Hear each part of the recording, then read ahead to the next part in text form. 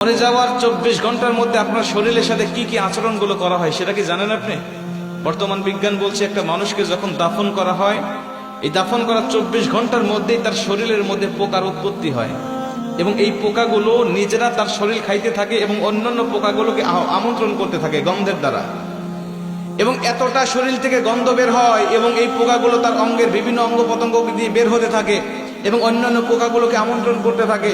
এবং এই লাশের বয়স যখন 3 দিন হয়ে যায় তখন তার নাকটা সর্বপ্রথম পচে একদম শেষ হয়ে যায়। সব ঠিক আছে, আপনার হাত পা শরীর সব ঠিক আছে, কিন্তু সর্বপ্রথম আপনার নাক পচে যাবে এবং এখান থেকেই পচনটা শুরু হবে। এখান থেকেই পোকা পুরা শরীরের বাহিরে চলে আসবে, পুরা শরীরের বাহিরের অংশগুলো খাইতে থাকবে। আপনার লাশের বয়স যখন 6 দিন হয়ে যাবে তখন আপনার হাতের এবং পায়ের নখগুলো খসে খসে পড়তে থাকবে। আপনি শুয়ে আছেন কবরের মধ্যে, কিন্তু আপনার হাতের নখও নাই, পায়ের নখও নাই, খসে পড়ে গেছে। 9 দিন যখন বয়স হয়ে যাবে তখন আপনার শরীরে মাথার হাতে পায়ের অঙ্গ প্রত্যঙ্গের যত চুল আছে, লোম আছে, সব চুলগুলো খসে খসে পড়তে থাকবে। কবরে শুয়ে আছেন আপনি, আপনার হাড় শুয়ে আছে, আপনার শরীর শুয়ে আছে, কিন্তু চুল আপনার শরীরে নেই, সব খসে খসে মাটিতে পড়তে থাকবে। বিজ্ঞান বলছে যখন এই লাশটার বয়স 17 দিন হয়ে যায়, এই 17 দিন পর্যন্ত লাশটা শুধু ফুলতে থাকে, ফুলতে থাকে, পেটটা শুধু ফুলতে থাকে। এই ফুলার আকৃতি যে কত ভয়ঙ্কর, যদি কোনো মানুষ দেখতে পারতো তাহলে কবরের চিন্তায় সর্বসময় ব্যস্ত থাকতো। ফুলতে ফুলতে ফুলতে ফুলতে একেবারে যখন লাস্ট স্টেপে পৌঁছে যায় তখন তার শরীরটা বিকট আওয়াজের সাথে ব্রাস্ট হয়ে তার পেটটা ফেটে যায় এবং ভিতরে যত নাড়ি ভুঁড়ি আছে সবকিছুই পচা গলা নাড়ি ভুঁড়িগুলো বের হতে থাকে এবং এগুলো পোকারা খুব আমোদের সাথে, আনন্দের সাথে এগুলো খাইতে থাকে। খাইতে খাইতে এই লাশের বয়সটা যখন 60 দিন হয়ে যায়, লাশের বয়স 60 দিন হয়ে যাওয়ার পরে তার শরীরের 1 ইঞ্চি পরিমাণ গোস্ত থাকে না, চামড়া থাকে না, সব কিছু একেবারে শেষ হয়ে যায়। 60 দিন পর্যন্ত একটু একটু পর্যন্ত থাকে।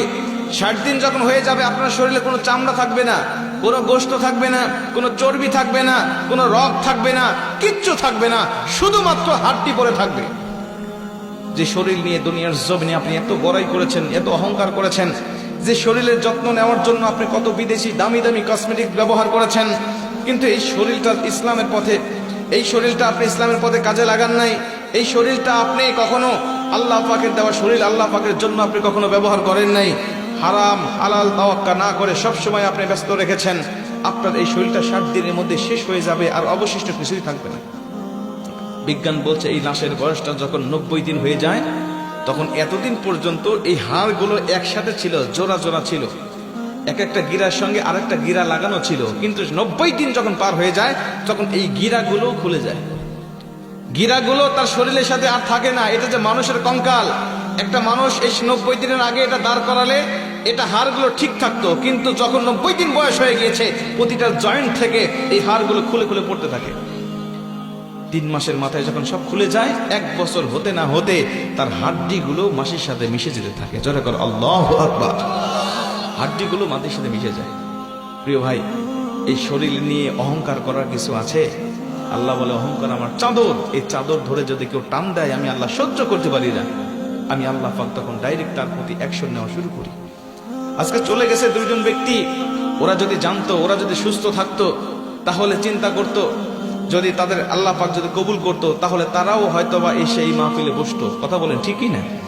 আজকে আপনার সামর্থ্য আছে, আপনার রাস্তাঘাটের দোকানপাটে ঘুরে বেড়াচ্ছেন, হতে পারে আজকের এই মাহফিলটা আমাদের জীবনের জন্য শেষ মাহফিল হতে পারে না? পারে না? হতে পারে এই মোনাজাত পর্যন্ত আমার জীবনের শেষ মোনাজাত হতে পারে, এখান থেকে আমি বাড়িতে যেতেও পারি, নাও যেতে পারি। প্রতিদিন রাস্তাঘাটে চলাচল করি, প্রতিদিন এমন কোনো দিন নাই যে 2-1টা অ্যাক্সিডেন্ট আমাদের চোখের সামনে পড়ে না। রাস্তাঘাটে চলতে গেলেই দেখা যায় কোথাও গাড়ি উল্টে পড়ে আছে, কোথাও গাড়ি একদম পিষে গেছে, কোথাও মানুষের রক্ত পড়ে আছে, বিভিন্ন রকম অ্যাক্সিডেন্ট আমাদের চোখের সামনে পড়ে। এরাও তো যাচ্ছিল তার আত্মীয়দের সাথে দেখা করার জন্য, এরাও তো পরিবারের কাছে ফিরতে যাচ্ছিল, এদের জন্য তো স্ত্রী অপেক্ষা করেছিল, এদের জন্য তার সন্তানরা চেয়ে আছিল, কিন্তু রাস্তায় তাদের প্রাণটাকে ঝরে গিয়েছে। আমাদের প্রাণও এভাবে ঝরে যেতে পারে নাকি পারে না?